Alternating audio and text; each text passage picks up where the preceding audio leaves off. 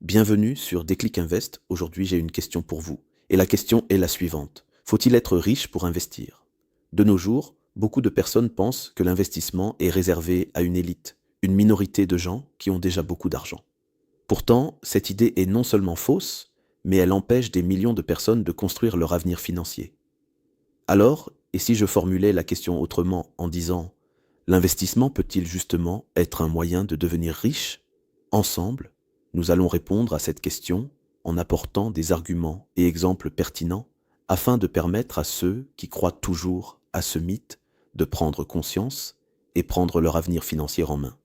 La plus grande illusion financière. La majorité des gens pensent que l'investissement est réservé aux riches. La première chose à comprendre, c'est que cette croyance est un mythe. Elle vient souvent de l'image que les médias et la société renvoient. Quand on parle d'investissement, on pense aux grandes fortunes, aux milliardaires, aux traders à Wall Street ou aux fonds d'investissement. On imagine des sommes énormes, des risques gigantesques, des connaissances complexes. Résultat, beaucoup de gens se disent que l'investissement n'est pas fait pour eux. Mais dans la réalité, l'investissement aujourd'hui est beaucoup plus accessible qu'avant. Avec la digitalisation, les plateformes modernes et les produits financiers simplifiés, il est possible de commencer avec de petites sommes. Ce qui bloque les gens, ce n'est pas le manque d'argent, c'est le manque d'éducation financière. Résultat, ils ne commencent jamais. Mais la vérité est simple, les riches investissent parce qu'ils ont compris quelque chose que la majorité ignore. Ils savent que l'investissement n'est pas une question de richesse, c'est une question de mentalité. Prenons un exemple concret et que tout le monde connaît. Warren Buffett, considéré comme l'un des plus grands investisseurs de l'histoire, n'est pas né milliardaire. Il a commencé très jeune avec de petites sommes. Ce qui l'a différencié n'était pas la richesse, mais sa curiosité, sa discipline, sa capacité à investir régulièrement sa vision long terme. Son parcours montre que la richesse est souvent une conséquence de l'investissement et non une condition préalable. Autre exemple, Benjamin Graham, mentor de Warren Buffett, a lui-même connu des périodes difficiles. Il a construit sa stratégie dans un contexte de crise économique. Benjamin Graham expliquait également que la réussite vient surtout du comportement. Car, selon lui, les marchés ne récompensent pas le génie. Ils récompensent la discipline. Ces exemples démontrent une chose essentielle. Les grands investisseurs ont surtout commencé avec un état d'esprit et non une fortune déjà conçue. Le facteur le plus puissant dans l'investissement n'est pas l'argent, mais le temps. Imaginons deux personnes, personne A et B. La personne A commence à investir 100 euros par mois à 25 ans. La personne B commence à investir 1000 euros par mois à 45 ans. Malgré la différence de capital, la personne A peut finir avec plus d'argent grâce à la capitalisation. Pourquoi? Parce que les intérêts composés ont besoin de temps pour agir. Le temps permet la croissance, la réduction du risque, la multiplication du capital. Attendre d'être riche pour investir, c'est perdre ce temps précieux. Voici une vérité que peu de gens comprennent. Si tu investis 100 euros par mois pendant 30 ans, le résultat peut être énorme. Pourquoi? Parce que l'argent se multiplie avec le temps. C'est comme une boule de neige. Au début, elle est petite, mais plus elle roule, plus elle devient massive.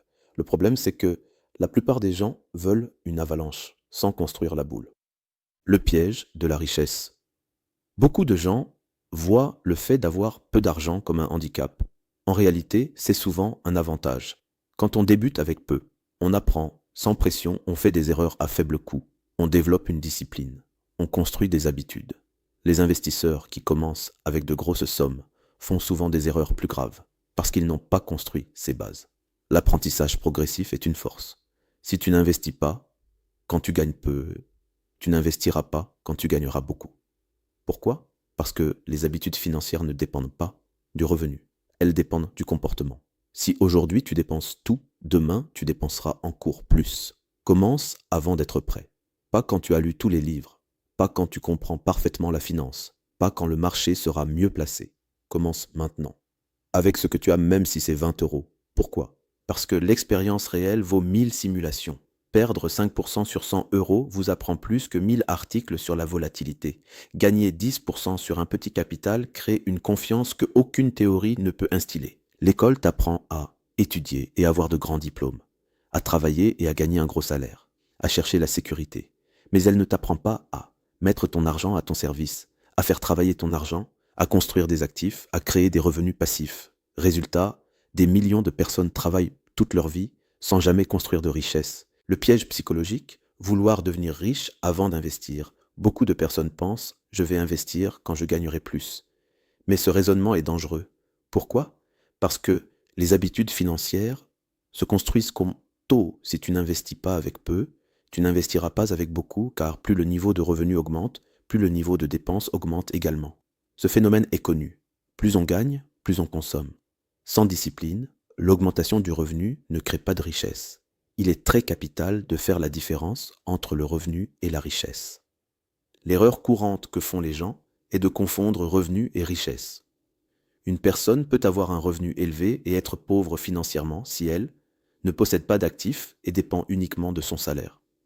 À l'inverse, une personne avec un revenu modeste peut devenir riche si elle investit régulièrement, accumule des actifs, construit des sources de revenus passifs. La richesse vient de ce que tu possèdes, pas seulement de ce que tu gagnes. Les obstacles réels qui empêchent d'investir. Ce ne sont pas l'argent ou l'intelligence qui empêchent d'investir. Les vrais obstacles sont la peur de perdre, le manque d'information, la procrastination, les croyances limitantes, la recherche du gain rapide. Beaucoup de gens attendent le moment parfait. Mais hélas, ce moment n'existe pas, car l'investissement est une course de marathon et non une course de vitesse. Investir n'est pas seulement une question d'argent, c'est aussi une question de liberté, liberté de choisir son travail, réduire la dépendance au salaire, préparer sa retraite, protéger sa famille, faire des choix de vie. Ceux qui investissent tôt se donnent des options. Voici quelques stratégies simples pour débuter ton investissement sans être riche. Étape 1. Constitue une épargne de sécurité. Cela réduit le stress et évite de vendre en cas d'urgence. Étape 2. Investis chaque mois une somme fixe, peu importe le montant. Étape 3. Privilégie la régularité plutôt que la performance. Étape 4. Reste investi sur le long terme. Étape 5. Continue de te former. Cette stratégie est simple mais puissante, car la régularité bat toujours le talent. Dans l'investissement, la discipline est souvent plus importante que le génie. Une personne moyenne, mais régulière, peut battre quelqu'un de très intelligent, mais irrégulier. C'est une question de comportement. Les marchés récompensent la patience, la constance, la maîtrise émotionnelle. La majorité des gens ne deviennent pas riches parce qu'ils n'investissent pas. Pas parce qu'ils ne peuvent pas, mais parce qu'ils n'osent pas, attendent, repoussent, consomment. L'investissement est simple, mais difficile à appliquer. Alors, je te pose une question. Si ton avenir financier dépend d'une seule décision, pourquoi attendre? Dis-moi en commentaire. Est-ce que tu as déjà commencé à investir ou est-ce que tu attends encore le bon moment? Si cette vidéo t'a aidé, partage-la à quelqu'un qui pense qu'il faut être riche pour investir. Parce que parfois, une seule idée peut changer une vie. Abonne-toi et mets un like pour soutenir la chaîne. À très vite pour une prochaine vidéo.